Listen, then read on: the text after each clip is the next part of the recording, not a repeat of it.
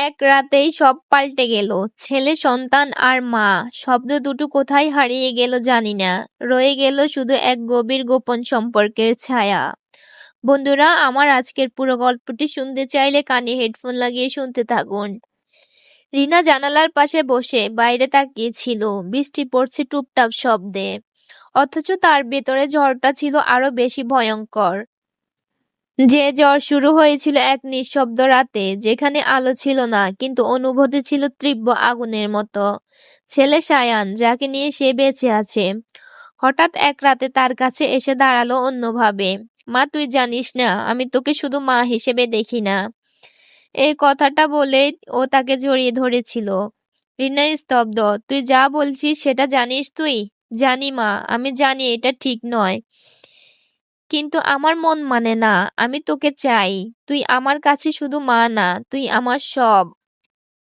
সে রাতে কোনো কথা কাজে লাগেনি। তাকে থামানো যায়নি। রিনা নিজেও জানে না ঠিক কোথায় গিয়ে সে নিজেকে গুটিয়ে ফেলেছিল, নাকি নিজেকে হেরে যেতে দিয়েছিল। সে রাতের পরে রিনা নিজেকে আয়নায় দেখতে ভয় পায়। প্রতিদিন সকালটা শুরু হয় এক পাপবোধ নিয়ে, আর শেষ হয় শরীরের মধ্যকার এক অজানা পরিবর্তন অনুভব করে। 3 মাসের মাথায় যখন ডাক্তারের কাগজে লেখা এলো ইউ আর প্রেগনেন্ট, সে শুধু ঠান্ডা গলায় বলেছিল, আমি জানতাম। কিন্তু এই সন্তান কার সে জানে, তার শরীর জানে, তার বিবেক জানে। এটা তার ছেলেরই সন্তান। রিনার জীবনের সময় যেন থেমে গেছে। প্রতিটি সকাল কেমন যেন ভারী লাগছে। গর্ভে প্রতিদিন বেড়ে ওঠা সেই অদৃশ্য প্রাণ তাকে মনে করিয়ে দেয় সে একজন মা, আবার একই সাথে সে সন্তানের মা, যার বাবা তারই ছেলে। ঘরে বাইরে সবকিছু স্বাভাবিক। সায়ান কিছু জানে না। অফিসে যাচ্ছে, ফিরছে, মাকে আগের মতোই মা ডেকে কথা বলছে। কিন্তু রিনার জন্য প্রতিটি মুহূর্ত যেন এক অনন্ত জিজ্ঞাসা। রাতে একদিন হঠাৎ সায়ান জিজ্ঞেস করলো, মা, তুই ঠিক আছিস তো? শরীর খারাপ? রিনা চোখ নামিয়ে বলল, না, ঠিক আছি, শুধু একটু ক্লান্ত লাগছে। সায়ান এগিয়ে এসে কপালে হাত রাখলো। তুই কাঁপছিস তো, চল ডাক্তারের কাছে যাই। রিনা হাত ধরে ঠেকিয়ে দিল। না সায়ান, কিছু না, নিজের শরীর তো আমি বুঝি, একটু বিশ্রাম নিলেই ঠিক হয়ে যাবে। কিন্তু সেই রাতে রিনার ঘুম এলো না। কেবল একটার পর একটা প্রশ্ন ঘুরপাক খেতে লাগলো। এই সন্তান জন্মাবে নাকি তাকে লুকিয়ে ফেলবে? সায়ান কি কখনো জানতে পারবে? জানলে কি সে আবার তাকে আগের মতো মা বলে ডাকবে? দুপুরের দিকে ডাক্তারের রিপোর্টে একটা কফি নিয়ে সে একা বারান্দায় বসেছিল। হঠাৎ সায়ান পিছনে এসে বলল, মা, এই রিপোর্টটা তোর? রিনা চমকে উঠল। না, হ্যাঁ, মানে এটা আমার। সায়ানের মুখ থমথমে। সে ধীরে ধীরে বলল, তুই প্রেগনেন্ট? রিনা চোখ বন্ধ করে মাথা নিচু করল। সারা শরীর কেঁপে উঠেছিল তার। আর সায়ান তখনও তাকিয়ে স্তব্ধ। এক অজানা নিষিদ্ধ সত্যির সামনে দাঁড়িয়ে আছে তারা দুজন, একজন মা আর একজন ছেলে। এবং তারা দুজনেই জানে এই সন্তানের পেছনে লুকিয়ে আছে এক রাতের গভীর অন্ধকারের ইতিহাস। সায়ানের হাতের থেকে রিপোর্টের কাগজটা পড়ে গেল। সে যেন বিশ্বাসই করতে পারছিল না নিজের কান ও চোখে। মা, এটা কি করে সম্ভব? রিনা কাঁপা গলায় বলল, আমি তো চাইনি সায়ান। আমি খুব চেষ্টা করেছিলাম সব ভুলে যেতে, কিন্তু ওই রাতটার চাপ আমার শরীর থেকে মুছতে পারেনি। সায়ান মাথা নিচু করে দাঁড়িয়ে রইল কিছুক্ষণ। তারপর ধীরে ধীরে সামনে এসে মায়ের হাঁটুতে বসে পড়ল। আমার জন্যই তুই এইসব অবস্থায় পড়েছিস। আমি তোকে ভালোবাসি মা, জানি এটা পাপ, কিন্তু আমার মন, আমার শরীর তোকে অন্যভাবে চেয়েছিল। রিনার চোখ দিয়ে নীরব জল পড়ছে।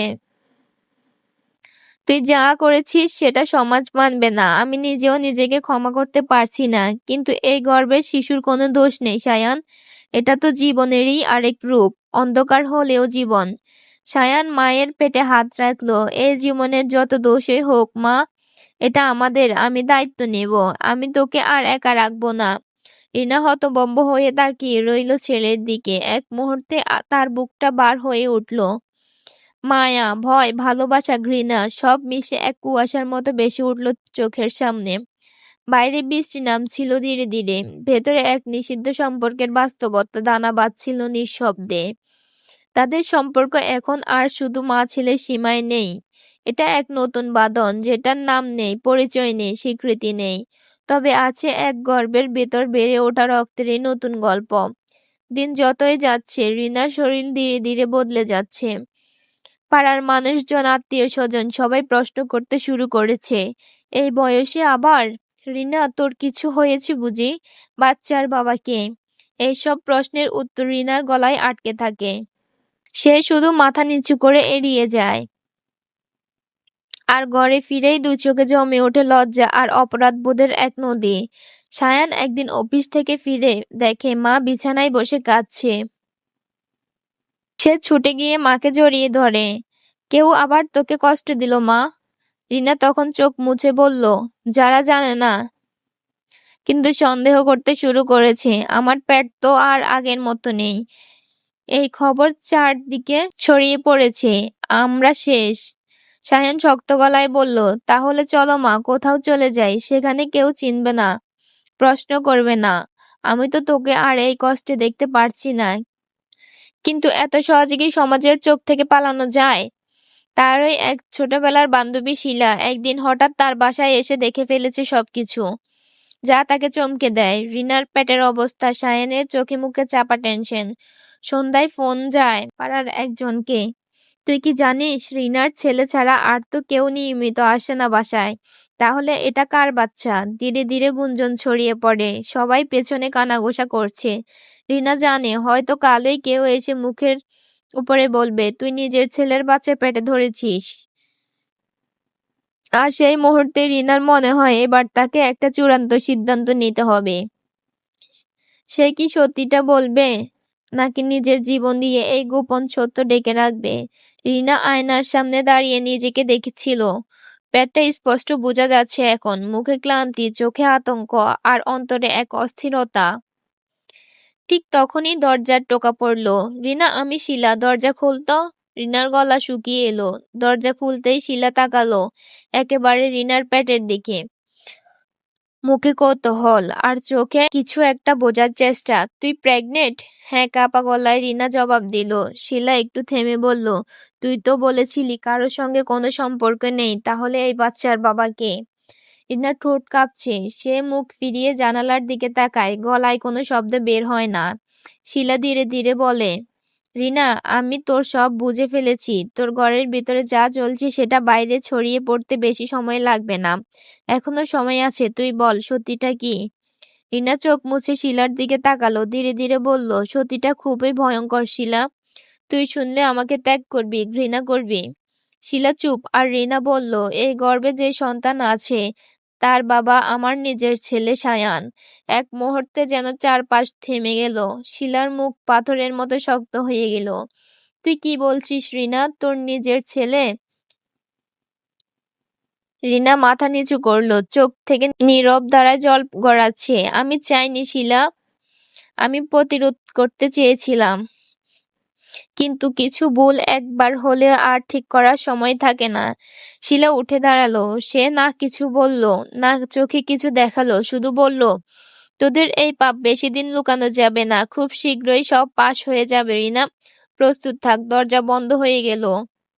রিনা জানে ঝড় এখন শুরু হতে যাচ্ছে। শিলার চলে যাওয়ার পর রিনা জানতো এখন কেবল সময়ের অপেক্ষা। যে সমাজ তাকে একদিন সংসার বাগিনী রিনা বলে সম্মান দিত, আজ সেই সমাজেই তাকে পাপিষ্ঠা বলে চিৎকার করে উঠবে। আর ঠিক তাই হলো। দুদিনের মধ্যেই খবর ছড়িয়ে পড়ল, রিনা নিজের ছেলের বাচ্চার পেটে ধরেছে। লোকজন রাস্তায় দেখে থেমে দাঁড়ায়, ফিসফিস করে। কেউ কেউ তো মুখেই বলে ফেলে, ছি কি নোংরা মেয়ে, নিজের ছেলের সঙ্গে ওর বাড়ির সামনে দিয়ে গেলে পাপ হবে। রিনা ঘরের ভেতরে নিজেকে গুটিয়ে রাখে, আর কারোর সঙ্গে দেখা করে না। জানালা বন্ধ, দরজা অর্ধেক বন্ধ। আর বাইরে প্রতিদিন নতুন নতুন গুঞ্জন ঘুরে ফিরে।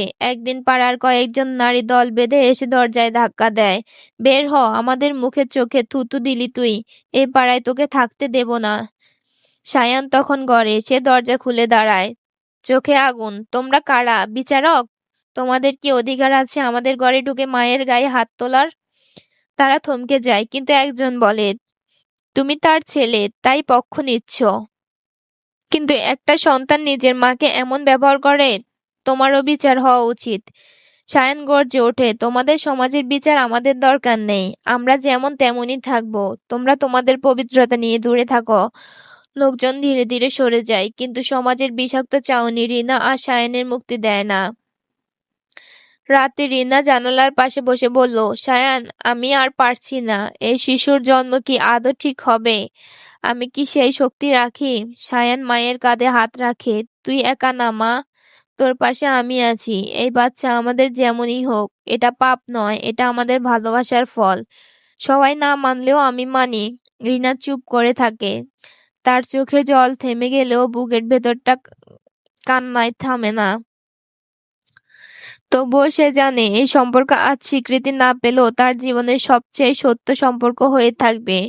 সময় আর সমাজের অবহেলা দুটোই রিনাকে ভেঙে ফেলতে পারেনি। গর্ভে থাকা ছোট্ট জীবনটি তার জন্য এক নতুন শুরু। এক বিকেলে হাসপাতালে রিনার পাশে দাঁড়িয়ে সায়ান হাতে ধরে বলল, মা, আমরা যা করলাম সেটা ভুল ছিল বটে, কিন্তু এখন আমাদের দায়িত্ব শুধু এই শিশুটার। আমি তোকে ছেড়ে যাব না। আমরা একসাথে এই পৃথিবীর মুখোমুখি হব। রিনার চোখে অঝরে জল পড়ল। তুই আমার সব, সায়ান। আজ থেকে আর কোনো গোপন নেই আমাদের মধ্যে। বাচ্চার জন্ম হলো, সুস্থ একটি ছেলে। নাম রাখা হলো আদিত্য। আদিত্যের চোখে রিনা আর সায়ানের ভালোবাসার চাপ স্পষ্ট। ছোট্ট প্রাণটি তাদের জীবনের নতুন আলো। সমাজের কথা ভাবতে তারা বেশি সময় নিল না। যারা তাদের বিচার করেছিল তাদের কথায় কান দিল না। তারা শুধু নিজের পথে এগিয়ে চলে। রিনা আর সায়ানের সম্পর্ক অন্যদের কাছে যতই অস্বাভাবিক হোক, তাদের কাছে তো ছিল ভালোবাসার এক নতুন রূপ, যা সীমাবদ্ধ নয় রক্তের বন্ধনে। তাদের জীবনে এই নিষিদ্ধ গল্পটা শেষ হয়েছে, কিন্তু তাদের ভালোবাসা ও সন্তান তাদের মধ্যে অটুট থাকবে চিরদিন। এই গল্পটি সম্পূর্ণ কল্পিত এবং কাল্পনিক। এতে প্রদর্শিত ঘটনাগুলো বাস্তব জীবনের সঙ্গে কোনো সম্পর্ক নেই। গল্পের বিষয়বস্তু প্রাপ্তবয়স্কদের জন্য উপযুক্ত এবং শুধুমাত্র বিনোদনের উদ্দেশ্যে রচিত। এই ধরনের কোনো আচরণ বা সম্পর্কে আমরা উৎসাহিত বা সমর্থন করি না। বন্ধুরা, আমার পুরো গল্পটি যদি ভালো লেগে থাকে তাহলে একটি লাইক, কমেন্ট, শেয়ার দিবেন। আপনাদের একটি লাইক, কমেন্ট, শেয়ার আমার নতুন গল্প তৈরি করার অনুপ্রেরণা জাগায়। আমার চ্যানেলটিকে সাবস্ক্রাইব করে পাশে থাকবেন। ধন্যবাদ।